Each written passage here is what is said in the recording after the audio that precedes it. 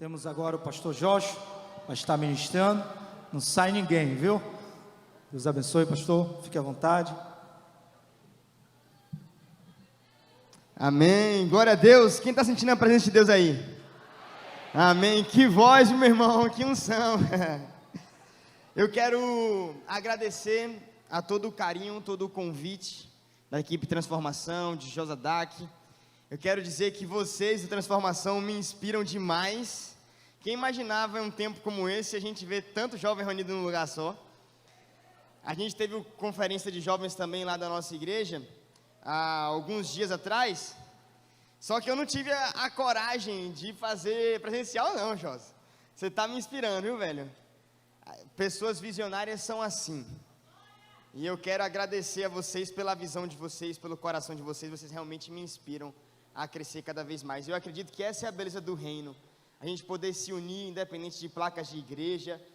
Faço parte da Igreja Batista. Estou aqui com o pessoal da Assembleia e estou me sentindo em casa, porque aqui só tem filho de Deus, amém?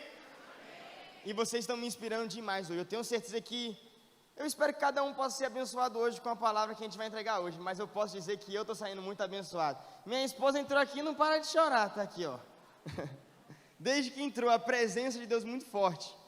E deixa eu logo apresentar aqui minha esposa, que é Lete. Eu sou o pastor Joshua, somos casados, vamos fazer amanhã 1 ano e 9 meses de casado. Uau! Amanhã, tá vendo aí? Deus nos deu o presente de estar aqui hoje. Junto com minha esposa, nós pastoreamos os jovens da primeira igreja batista do Brasil. E para nós é um privilégio. Eu sei que tem uns aí que estão perdidos aí no meio. Eu vi que Chico tá ali, Selene, Ivana, a galera tá ali atrás. Tem outra galerinha ali. E eu estou muito feliz de estar aqui com vocês. Bem, vamos logo para a nossa mensagem, né? Porque eu sei que a barriga, esse horário, começa a roncar, né? Hoje eu tenho um esporte que eu gosto muito de fazer, que é correr. Hoje eu já corri mais de 20 quilômetros, acordei de manhã cedo, quase 5 da manhã para poder correr. Estou aqui com minhas pernas tremendo, e vai dar força para a gente poder pregar até o final. Mas, por que eu estou falando isso? Porque quando você faz exercício, você fica com fome. Então eu estou aqui com fome já, então não se preocupa não, Jorge, a gente vai cumprir o horário aí. Mas, hoje eu estou com um temor muito grande no meu coração. Porque, minha esposa até falou comigo aqui nesse instante. Deus pediu para eu trocar a mensagem que eu ia trazer hoje. Quando eu entrei aqui, durante o louvor, o Espírito Santo começou a falar muito forte comigo. Tem algumas coisas que o Espírito Santo tem me ministrado muito a respeito da nossa geração, desses últimos tempos, a respeito da igreja dos últimos tempos. Quantos aqui concordam comigo? Deixa eu só ver se tem gente aqui que pensa como eu. Quantos aqui concordam comigo que nós estamos de fato vivendo os últimos tempos dessa terra? Deixa eu ver. Que bom que a maioria aqui concorda comigo. E a gente sabe que as coisas não, pelo menos as profecias para os últimos tempos, não são dos tempos mais fáceis. Eu creio que Cristo, Ele deu triunfo para a igreja. Enquanto a gente estiver aqui, vamos triunfar contra as forças do mal. Mas, fato que o mundo, a Bíblia diz que tem um príncipe nos ares que trabalha influenciando as ideologias desse mundo, enfim. Então assim, normalmente, quando eu vou, principalmente pela primeira vez em um lugar, eu quero agradecer toda a confiança, porque é a primeira vez que eu vim aqui no Transformação, o meu pai, apóstolo Milton, quem aqui conhece? Já veio aqui algumas vezes com você, já ministrou, e dessa vez coube a mim estar aqui. A Bíblia diz assim, que quem recebe ao filho, recebe o pai. Amém? Então, eu espero que a unção dele esteja sobre mim hoje. Mas é o seguinte, quando eu vou num lugar pela primeira vez, eu não gosto de pregar normalmente mensagens muito fortes. Normalmente assim, do homem, estou falando do homem mesmo, da minha natureza humana. Normalmente pensa assim, a primeira vez eu não vou chegar lá e descer a porrada num lugar, porque pelo amor de Deus, vou trazer uma palavra de ânimo para levantar a galera, uma palavra profética de boa, de promessa. E aí só que quando eu estava aqui, eu estava pensando justamente isso, a palavra que Deus colocou no meu coração, essa é uma palavra que ia trazer muito ânimo, mas o Espírito Santo começou a confrontar o meu coração. Então hoje eu quero que vocês saibam que eu estou aqui como mensageiro dele, tá? Só isso. Se fosse pela Joshua, o homem Joshua, eu nunca pegaria essa mensagem aqui.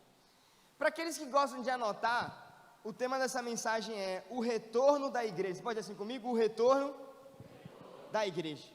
Eu queria te convidar a abrir a Bíblia em Lucas, Evangelho de Lucas, capítulo 15, a partir do versículo 10. Lucas 15, a partir do versículo 10.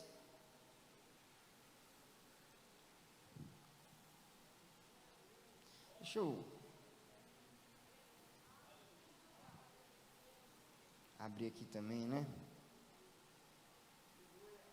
Vou tentar ler bem rapidão, tá? Se você não entender, porque eu vou ler rápido, a gente vai ler bastante versículos agora, aí você pede o Espírito Santo que ele vai te lembrar, porque é uma parábola muito conhecida essa. Então vamos tentar ler o mais rápido possível, a partir do versículo 10, e a gente vai ler até o final do capítulo. A Bíblia diz assim, ó. Na verdade, vamos ler a partir do versículo 11. A Bíblia diz assim: Jesus continuou: um homem tinha 2 filhos. Quantos filhos? Preste atenção, porque isso é muito importante. Quantos filhos o homem tinha? 2. O mais novo disse a seu pai: pai, eu quero a minha parte da herança. Assim ele repartiu sua propriedade entre eles.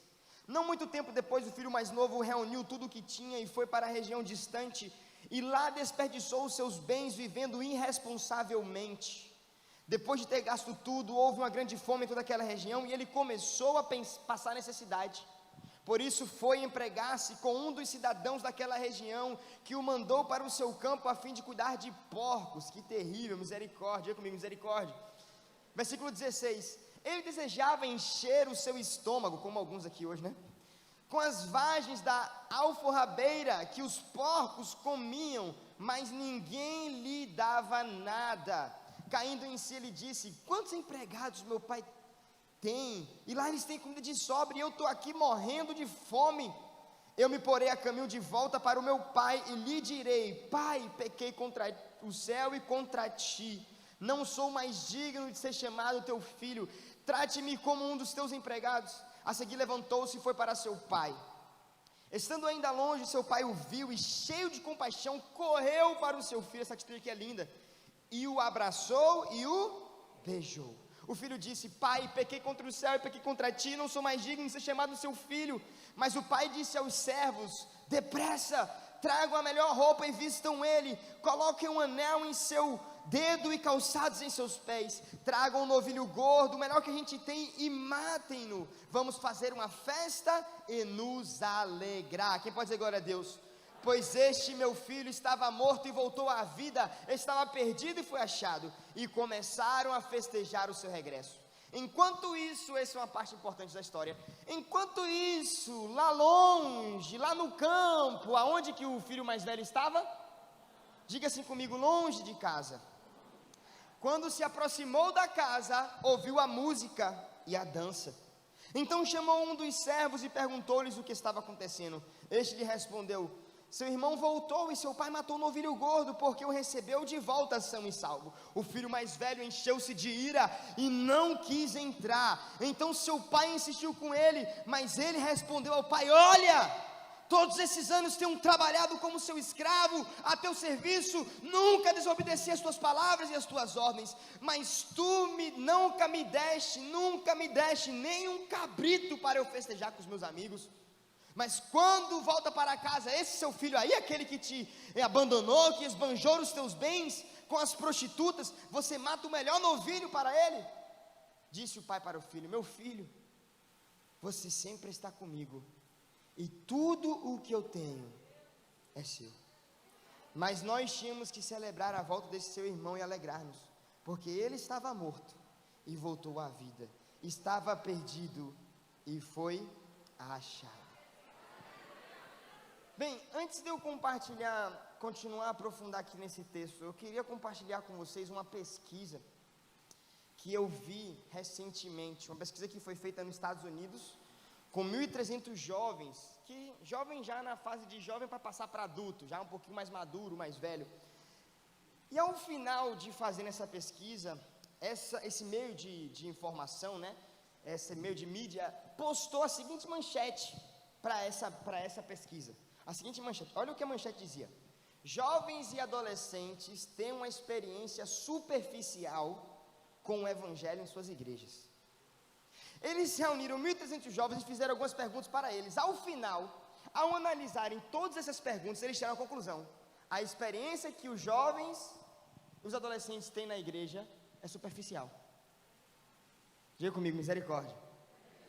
Tem gente aqui que vai ter águas profundas com Deus? Então você não faz parte dessa pessoa, não, meu irmão?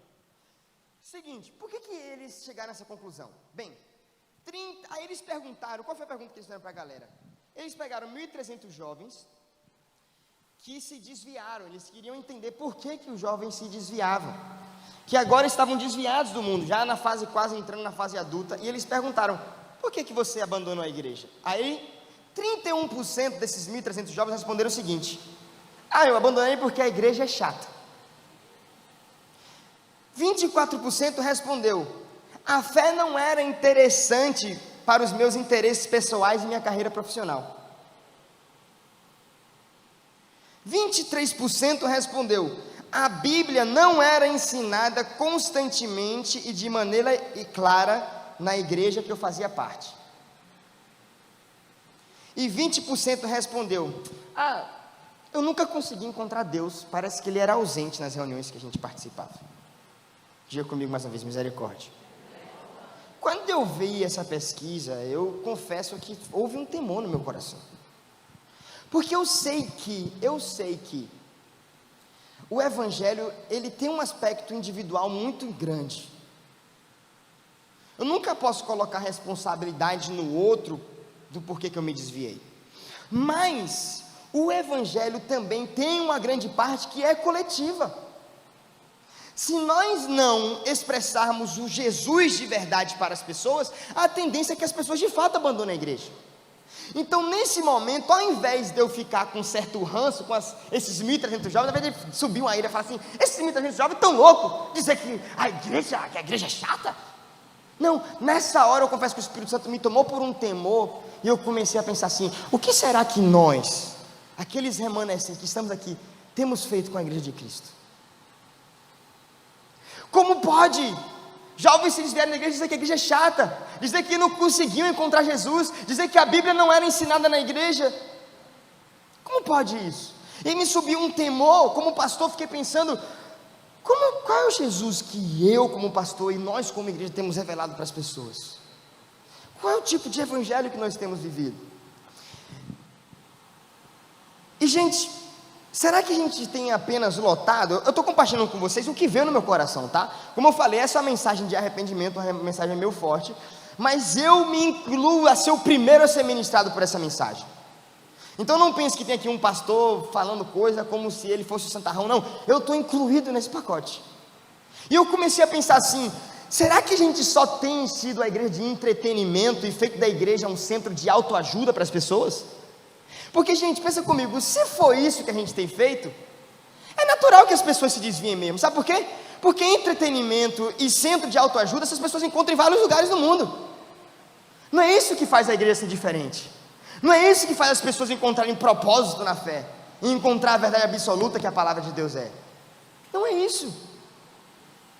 Dessa forma, ao invés da gente atrair discípulos, fazer discípulos, que foi a ordem que Deus deu, ensinando tudo o que Ele nos ensinou, na verdade a gente está atraindo um bocado de multidão, de pessoas que só vêm e visitam a igreja, consumidores, eu vou dizer assim, consumidores, acho que isso é um termo interessante, consumidores de um evangelho que muitas vezes não é centralizado em Jesus. Se a palavra é cristianismo, é porque cristianismo aponta para uma única pessoa. Essa pessoa não sou eu, essa pessoa é Jesus. Quem concorda comigo? Mas muitas vezes, às vezes, a gente mostra o evangelho para as pessoas, e eu vou te mostrar isso. Não estou falando isso como, é o que eu vejo na igreja e estou querendo criticar a igreja. Não é isso, gente, não é isso. Eu estou me incluindo. É uma coisa para a gente poder pensar, para a gente melhorar cada vez mais, para a gente se arrepender. Quem aqui acredita que precisa de arrependimento sempre? Amém?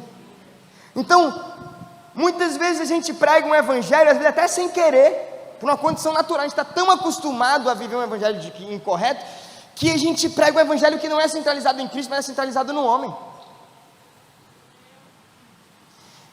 E a verdade é que quanto mais nós enchemos o homem da sua própria vontade, mais esvaziamos ele do Espírito Santo.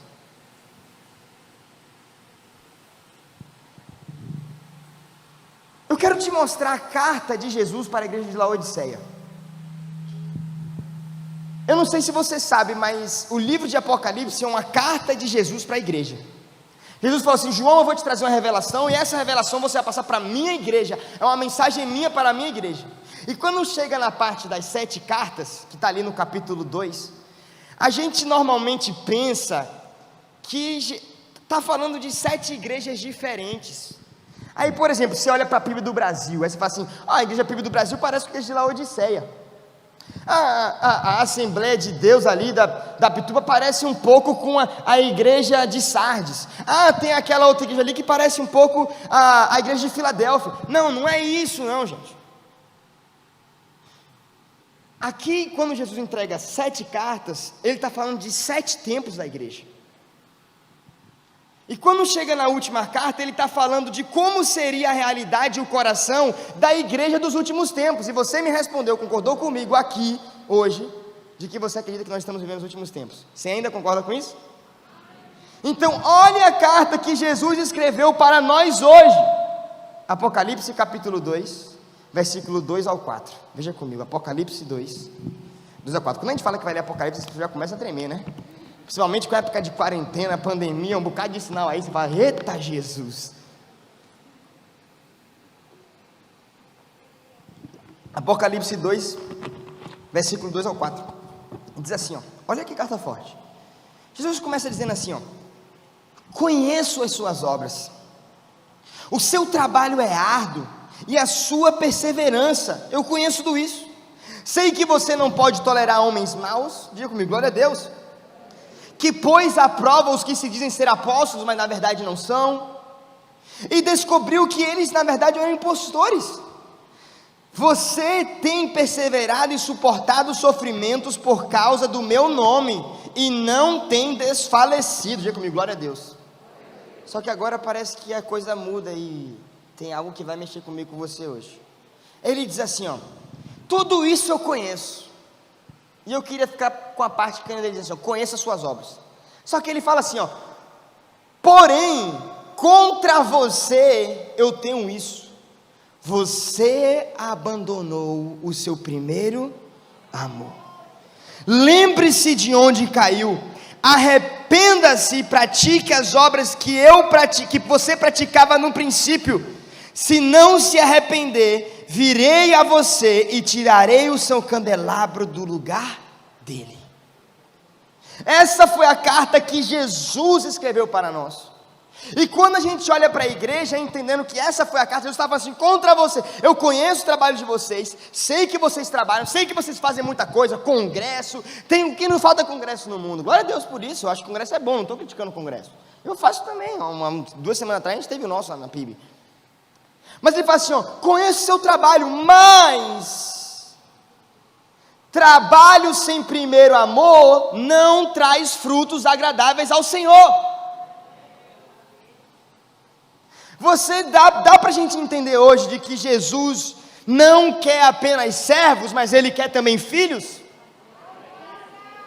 Filhos que reconhecem a paternidade de Deus, que dão valor à sua presença. De que adianta a gente colocar tanta força, tanto empenho em um trabalho, mas na verdade a gente trabalha mais para o homem do que para Deus?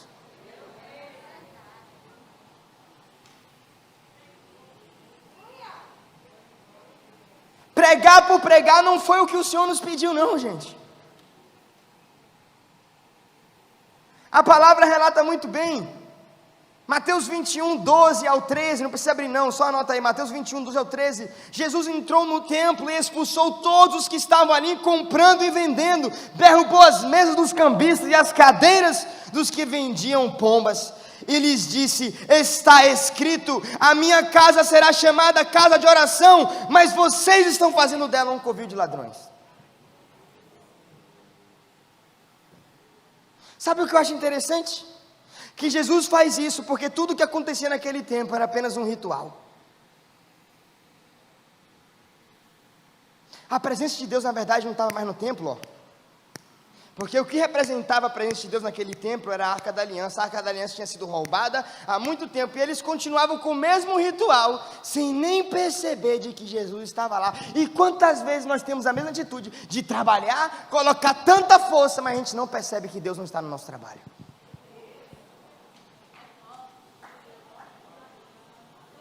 Sim ou não? Gente, eu estou me tremendo aqui por dentro, eu não queria estar entregando essa mensagem não. Eu não queria nem ter ouvido essa mensagem. O que a gente muitas vezes tem feito com a casa de Deus? E lembra que casa de Deus não é prédio, não. Não é SECBA, não é prédio lá da PIB do Brasil. A casa de Deus é o povo de Deus. Essa é a pergunta que eu não tenho parado de me fazer nesses dias.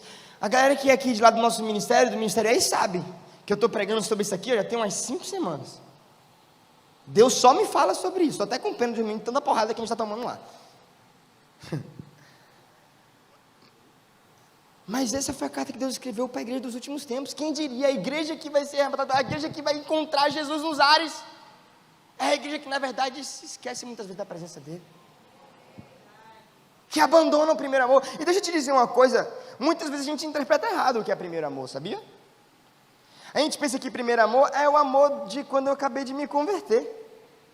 Que quando eu me converto, aí eu sou apaixonado por Deus, eu oro, eu faço devocional, eu acordo de manhã, de madrugada para poder orar. Eita glória! Quem é desse jeito? Tem gente que é desse jeito ou não? Meu Deus, tem que voltar para o primeiro amor. Mas não é isso não, primeiro amor não é o amor de quando a gente acabou de se converter. Primeiro amor é quando a gente coloca Jesus em primeiro lugar. Abandonar o primeiro amor e dizer assim, Jesus, você não é mais prioridade na minha vida não, sabe?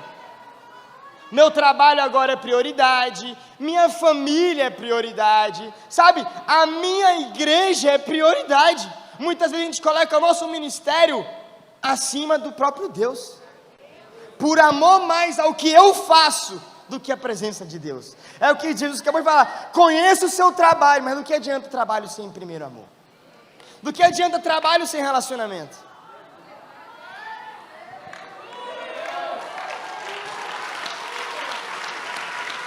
E aí você está perguntando assim, Josh, o que tem a ver essa mensagem com a parábola? Vamos mergulhar na parábola aqui agora. Mas antes de eu entrar na parábola, só fazer uma pergunta. Se Jesus chegasse hoje na nossa igreja, como eu falei, a igreja não é prédio, chegasse no nosso meio, a gente poderia estar na praça, qualquer lugar. Se Jesus chegasse hoje no nosso meio, como ele chegou naquele tempo, qual seria a atitude dele? É só uma pergunta para a gente refletir. Talvez ele ia se alegrar, e eu acredito que muitas vezes ele se alegra assim como hoje. Cara, eu estava aqui no louvor, nesse momento que estava aqui, sentindo a presença de Deus muito forte, e eu estava pensando justamente isso, cara, Deus está se alegrando com o louvor de você entrar aqui hoje. Então, o que eu estou falando não é que a igreja está completamente errada, não é isso, mas é o que o próprio Jesus falou. Em alguns momentos a gente acaba esquecendo dele. E eu me lembro como se fosse hoje um dia que Jesus me confrontou exatamente dessa forma. Eu estava trabalhando pra caramba no ministério, correndo atrás, fazendo um bocado de coisa, mensagem que eu não acabava mais, escrevendo uma mensagem atrás da outra, logo no início do meu ministério, né, quando eu comecei, tinha que escrever agora eu era pastor de jovens, todo sábado tinha que ter uma mensagem nova. Eu falei, meu Deus do céu, e agora? Eu comecei a fazer os cálculos, quantos anos de ministério eu vou ter, quantas mensagens eu vou ter que pregar? Eu falei, Jesus, dá para achar tudo isso na Bíblia? E eu estava trabalhando, eu escrevia mensagem, até que um dia eu estava escrevendo a mensagem, e a pessoa falou assim, para tudo o que você está fazendo, e começa a me adorar. Eu falei assim, como assim? Eu não estou te adorando? Ele falou assim, não, você não está percebendo que você parou de ler a Bíblia para poder me encontrar, e você está só lendo a Bíblia para poder pregar? Você não percebeu isso? Que já tem algumas semanas, alguns meses que você estuda a Bíblia para poder pregar uma boa mensagem, para ser visto como um bom pastor, mas você tem esquecido de ser um bom filho que entra na presença do Pai? Aí ó, tô arrepiado, que eu me lembro como se fosse hoje. E aí agora, bora para a parábola, porque senão, meu irmão, o tempo, a gente tem tempo. Vamos para a parábola, aí ó. Eu estava pesquisando no dicionário, esses dias, o significado de pródigo e filho pródigo, porque o título da parábola é qual? A parábola do filho pródigo. Aí eu fui pesquisar no dicionário, qual o significado de pródigo e o significado de filho pródigo. Aí pródigo dizia assim, ó, só pródigo, né? Aquele que desperdiça e consome seus bens de maneira desordenadas e com gastos inúteis. Tem algum pródigo aqui que sai gastando dinheiro à toa? Às vezes a gente faz isso, né? Minha esposa tem que ficar no meu pé, porque senão muitas vezes eu sou pródigo. Lá em casa, meu irmão, a gente fala assim, não, mulher que gasta no caminhão, em casa é o contrário, tenho que confessar. Já gosto de comprar um tênis, toda hora vi um tênis bonito, ainda mais agora que eu estou correndo, aí eu descubro que tem diferença entre os tênis, aí ela fica, segura essa grana, Josh, a gente quer ter filho, a gente quer ter casa, aí eu falo, amém. Aí pródigo significa aquele que desperdiça e consome os bens de maneira desordenada com gastos inúteis. Então, aí eu pensei logo, né? Então o significado de filho pródigo, então, deveria ser o filho que depois de gastar toda a herança irresponsavelmente, retorna para a casa do pai. Mas faria sentido se fosse isso, foi o que eu pensei. Só que quando eu pesquisei, eu achei interessante, porque na verdade não era isso que estava lá. O significado de filho pródigo é o seguinte: o filho que retorna para a casa do pai, depois de tentar viver de maneira irresponsável. Aí eu parei para poder pensar assim, cadê a parte do que gasta de maneira irresponsável, de que é irresponsável, que sai gastando dinheiro? Não tem mais, sabe por quê? Porque a Bíblia nos ensina que uma vez que a gente se torna filho de Deus, o nosso passado é apagado e um novo futuro Ele prepara para a gente. É por isso que Jesus deu uma grande festa quando o filho retornou. Por quê? Porque já não importa o passado do filho, quando o filho se arrepende e volta para o pai, o pai recebe o filho, não como servo, mas como filho, porque Deus não quer só servo, Deus quer os servos que também sabem que são filhos. É por isso que trabalhar por trabalhar para Deus não conta. Não conta. Você lembra que uma vez Jesus disse assim, e eu até nesse dia eu me perguntei, toda vez que eu leio esse texto eu falo assim, Senhor, por que você falou muitos? Não podia ser alguns? Porque uma vez ele disse assim, no dia em que eu me encontrar com a igreja, muitos serão aqueles que virão até a mim, e falarão assim, Senhor, por que eu não posso entrar? Estou adaptando, tá? Por que eu não posso entrar? Sabe, eu estava no meio da igreja, nós expulsávamos demônios, falamos em línguas, fizemos muitas obras, sabe qual foi a resposta de Deus para isso? Eu não os conheço. Trabalharam pra caramba, mas não conheciam o Pai.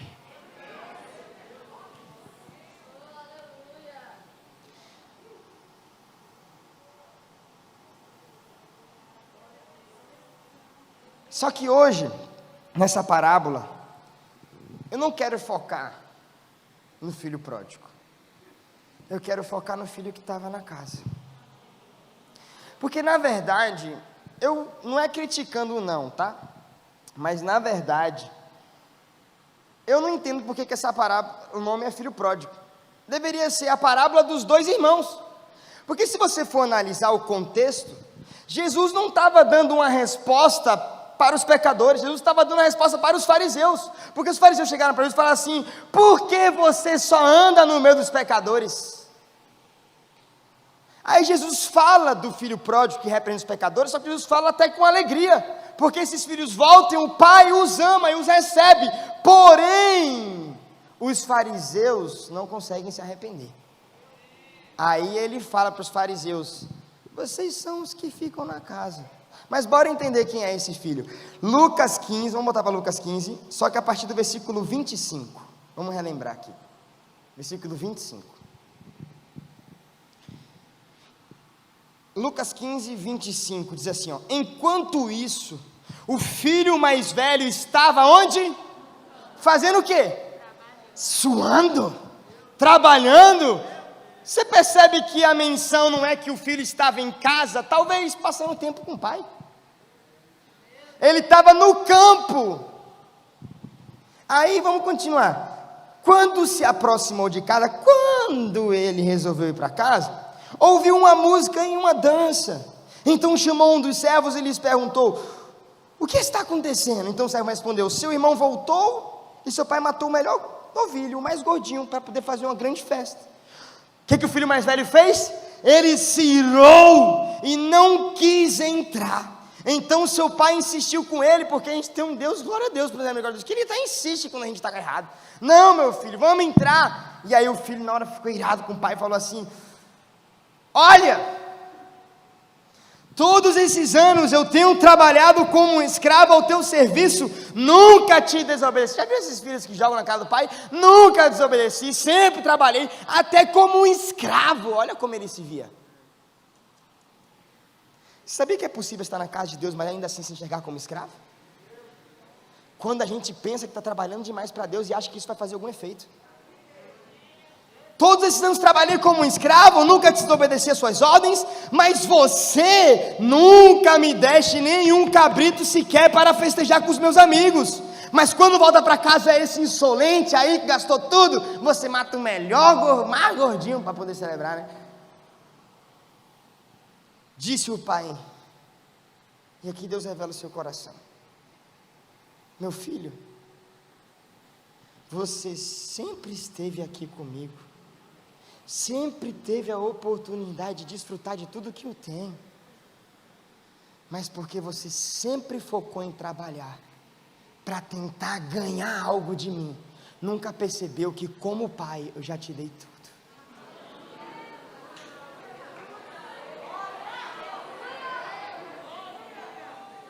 O problema de vocês que estão em casa, não vocês aqui, tá?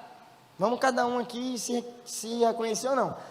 Mas é Jesus falando para o filho da casa, para os fariseus. O problema de vocês que estão em casa é que trabalham, mas esquecem da minha presença. Esquecem de que eu estou na casa, e mais importante do que trabalhar para mim é passar tempo comigo.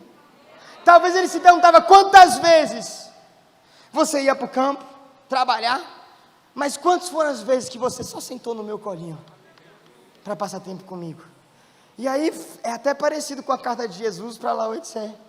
Conheço o seu trabalho, conheço tudo o que vocês têm feito, conheço o coração de vocês, e justamente por isso contra vocês eu tenho de que vocês me abandonaram.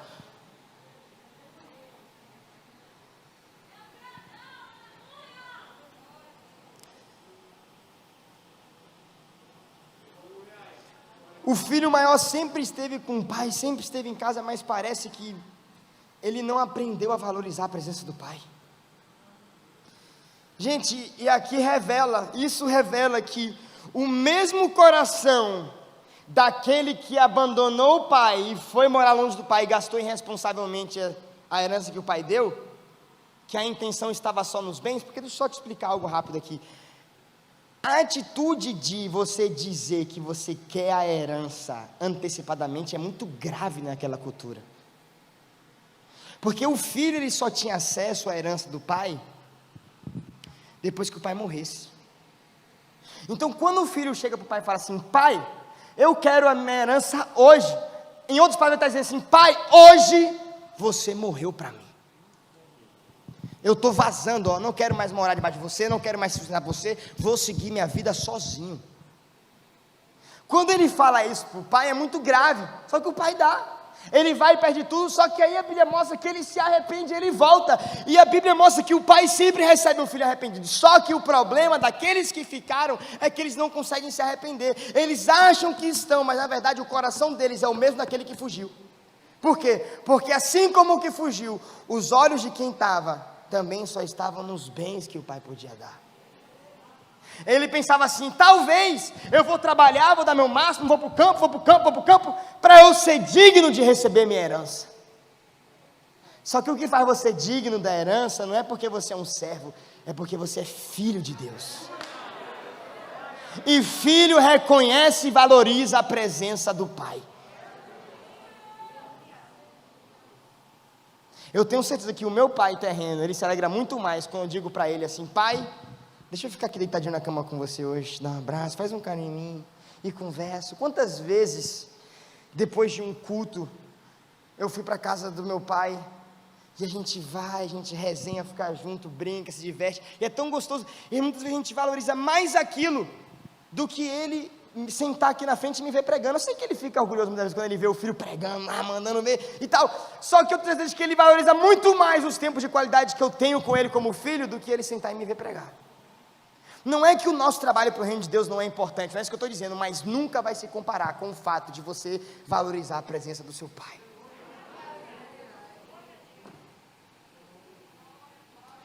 Tenho trabalhado todos esses anos, mas você nunca me deu nada. O filho mais velho revela o seu coração.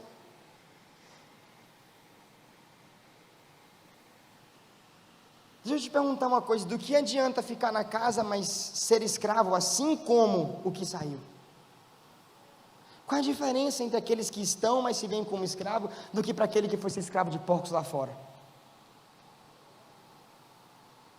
A única pessoa que a gente engana com um coração como esse é a nós mesmos. No dia em que Jesus voltar e encontrar a sua igreja, meu irmão, Ele vai saber aqueles que de fato conhecem a Ele ou não. Porque o pai sabe quando o filho valoriza ele ou não.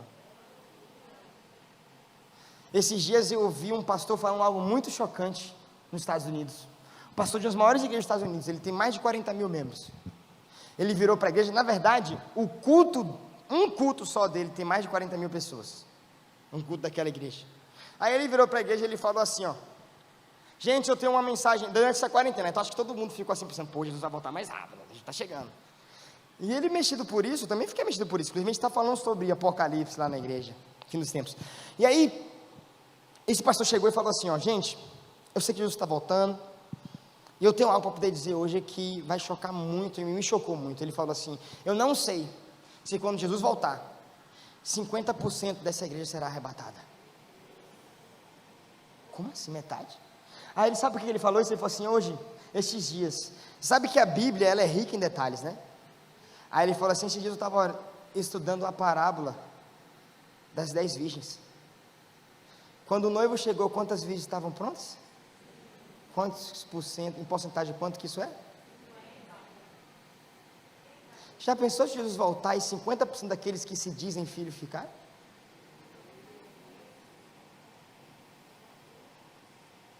Todas eram virgens, mas nem todas tinham óleo. E para você ter óleo, não pense que é você ser da terra, ser do fogo, não. Para você ser óleo, é você ser aquele que gasta tempo com Deus a sós. Esses são os cheios de óleo. Porque às vezes tem a tiazinha que fica limpando o banheiro lá, ó, para você chegar e ver o banheiro limpo. Só que essa tia muitas vezes tem mais óleo do que quem está aqui em cima pregando. Porque muitos vão dizer para Deus quando Ele voltar: eu trabalhei, eu preguei, eu fiz por ser demônio. Mas eles vão olhar para Ele e dizer assim: eu não te conheço. E por isso você não entra. 50%, cara. Eu confesso que eu me choquei quando eu vi isso. Eu falei assim: será que lá na igreja vai ser assim? E eu comecei a pregar, vou pregar. Eu falei assim: vamos pregar sobre isso aqui, porque ver se a gente gasta tempo para poder conhecer a Deus. João 4:23. João 4:23. Eu vou encerrar com isso aqui, a gente vai orar porque eu acho que já está bom. João 4:23 diz assim, ó: no entanto está chegando a hora, e de fato já chegou, em que os verdadeiros adoradores adorarão o Pai em espírito e em verdade. São esses adoradores que o Pai procura. Quem que o Pai procura, gente? Você percebe que Jesus, para aquela mulher, você sabe que ele está falando com a samaritana aqui, né? Ele não falou assim, ó: essa é a adoração que o Pai procura? Porque mais do que procurar a adoração, Deus procura o adorador. Mais do que procurar o seu trabalho, Deus procura você. A nossa adoração, o nosso trabalho para Deus não vai mudar quem Deus é. Mas o fato de nós sermos adoradores, de sermos filhos, isso muda quem nós somos nessa terra. E não é o nosso trabalho para Deus, não é a nossa adoração para Deus que vai mudar quem eu sou, é o fato de eu ser um verdadeiro adorador. Uma vez eu me perguntei, eu falei assim: será que, quando eu estava começando a entender mais Bíblia, eu perguntei para mim assim: será que Deus é egoísta? Por que Ele quer toda a adoração do mundo para Ele? Ele diz assim: não terás outros deuses além de mim. Eu falei: por que Deus quer isso? Até que eu entendi que, cara, Deus faz isso não é porque Ele é egoísta, não. É porque Deus sabe que não tem como nós termos vida se a gente não colocar e depositar a nossa adoração somente nele. É por isso que Ele tem que ser o primeiro amor, Ele tem que ser a prioridade. Se eu tiver qualquer outra prioridade nesse mundo, eu não estou vivendo, eu estou morrendo. Então a adoração para Deus não é o que vai engrandecer quem Ele é. Deus é grande por si só. Deus já era grande antes de criar o homem e dar ao homem o serviço. Mas a nossa adoração a Deus muda e protege quem nós somos. Então a adoração não é para Deus se sentir bem, mas é para mudar quem nós somos. Então, gente, não vai haver transformação se houver trabalho. Vai haver transformação se houver filhos que valorizam a presença do Pai. É tempo de mudar. É tempo de, não vou dizer deixar de trabalhar, mas de balancear melhor nossa balança. Tirar um pouquinho mais do nosso trabalho, sair um pouquinho do campo, entrar em casa e só sentar nos colos do Pai. Gastar tempo com Ele, viver na presença dEle. É isso que Deus pede para a sua igreja dos últimos dias. Vocês têm trabalhado, gente, sabe o que é interessante? Que a última coisa para a gente orar. Sabe o que é interessante? Que a mesma igreja que esquece de Jesus é a igreja que vai viver o maior avivamento dessa terra, porque diz: o sinal que vai revelar a minha chegada não é que vai ter tribulação, pandemia, não sei o que, não, isso vai revelar para vocês de que os tempos estão correndo. O sinal vai ser quando houver um grande avivamento nessa terra. Só que para o grande avivamento chegar, talvez faz sentido, temos que trabalhar muito, mas dizer não. Para o grande avivamento chegar, sabe o que a gente precisa? Entrar na casa do Pai e sermos filhos. Você sabe como aconteceu o avivamento do país de Gades? Um dia um jovem chegou para o seu pastor e disse assim: José, ele não chegou e falou assim: pastor, bota a mão na minha cabeça aqui, que eu vou pegar alguns jovens da igreja e vou sair por aí, trabalhar que nem um condenado e pregar o evangelho. Ele não falou isso não, ele falou assim: pastor, eu estou com um desejo muito grande no meu coração, meu pai começou a falar comigo, sabe o que eu quero fazer? Deixa eu reunir com os jovens, todos os dias, antes do culto, alguns minutinhos, a gente vai começar a orar. E sabe qual era a oração dele? De Edward era o nome dele, Jonathan Edward. Ele entrava no templo com aqueles poucos jovens, começou cerca de uns 10, e ele dobrava os joelhos e ele falava: nós rendemos nossa vida a Ti, nós rendemos nossa vida a Ti, nós rendemos. Aquela oração começou a mover aquele pequeno país, de uma maneira que em poucos meses, alguns anos, a coisa foi crescendo, de 10 jovens passaram a ser 100, de 100 jovens passaram a ser 200, de 200 mil, de 1000, 10 mil, de 10 mil, 20 mil, de 20 mil, 200 mil pessoas, e daqui a pouco, 70% da nação estava se declarando cristã, simplesmente porque elas não conseguiam aguentar a presença de Deus, que os atraía para dentro do quarto, não para o trabalho.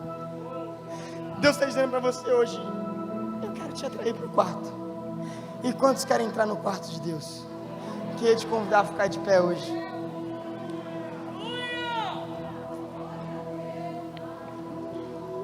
E eu queria que com suas próprias palavras, onde você está, você se colocasse como um filho de Deus hoje. Baixe sua cabeça, feche seus olhos, levante suas mãos, se sinta à vontade na presença do seu Pai, é isso que Ele quer. Talvez a gente é o filho que esteve na casa, que sempre esteve, a gente achava que estava dentro, mas para estar dentro, estar no grupo, não significa nada para Deus. E Deus está dizendo hoje, assim como aquele que saiu precisou voltar, aquele que está dentro também precisa voltar. Estenda suas mãos para o alto e comece a dizer: Senhor, eu quero voltar para Ti. Jesus está te dizendo hoje: eu conheço o seu trabalho, conheço o que você tem feito, mas não abandona o primeiro amor. Não deixe outras coisas na sua vida competir comigo, meu filho. Isso só vai trazer morte para você. Comece a dizer para Deus suas próprias palavras. Esquece quem está do seu lado um pouquinho, esquece que tem uma grande multidão aqui. Imagine como se fosse só você e o seu pai. E diz: Pai, eu quero voltar, Pai. Diz: Pai, eu quero voltar, Pai. Recebe o meu coração, porque eu não quero ser escravo, mas eu quero ser o seu filho, Senhor. Recebe-nos hoje, Senhor Deus, como filhos e não como escravos. Perdoa-nos, Senhor Deus, porque colocamos nossa força muito no nosso trabalho. Achávamos que estávamos trabalhando para você, mas estávamos trabalhando para nós mesmos. Nós reconhecemos isso hoje, meu Pai, e nós queremos hoje deixar de trabalhar um pouco só, Pai, só para estar com você. Recebe o nosso coração, Senhor. Recebe as nossas vidas, Senhor. Eu queria que a gente pudesse cantar um pouquinho. Só que enquanto a música estiver tocando, eu não queria que você só cantasse e repetisse a letra.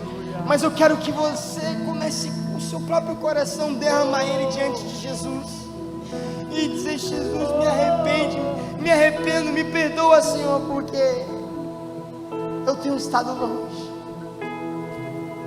Me atrai para perto e faça da sua oração a oração de Jonathan. Comece a dizer: Senhor, rendo minha vida a Ti. Senhor, rendo minha vida a Ti. Pai nosso no céu, santo é o Teu nome, Teu reino buscamos, Tua vontade seja feita na terra como és no céu. Deixa o céu descer na terra como és no céu. Deixa o céu descer.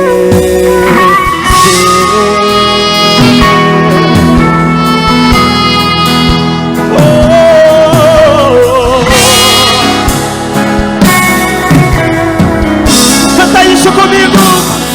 Pai nosso do céu,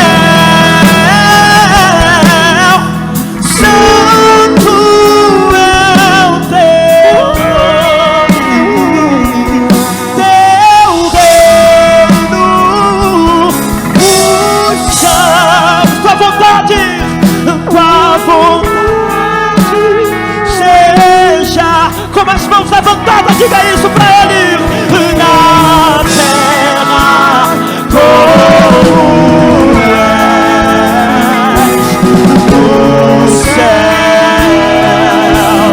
Deixa o céu descer na terra como és no céu.